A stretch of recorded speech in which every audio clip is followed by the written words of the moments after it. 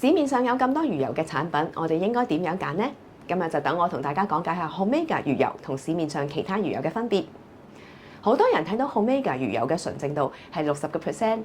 而市面上有啲品牌聲稱有高達97%純度。大家可能會認為純度較低嘅魚油效果可能唔會較純度高嘅好，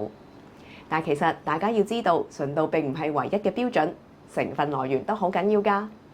Omega 係選用精選嘅深海魚，經過多重過濾處理，確保佢嘅安全性同埋純淨度。而且除咗 Omega 3，Omega 仲添加咗維他命 K2 同埋 D3， 呢個唔單止有助於維持心血管健康，仲對骨骼健康非常之有幫助。呢個配方令 Omega 魚油能夠提升 Omega 3嘅吸收率嘅同時，仲可以為你提供全面健康嘅支持。所以純度並唔係唯一衡量嘅標準，要選擇一款能夠做到全方位改善你嘅健康、有安全嘅魚油先係最重要㗎。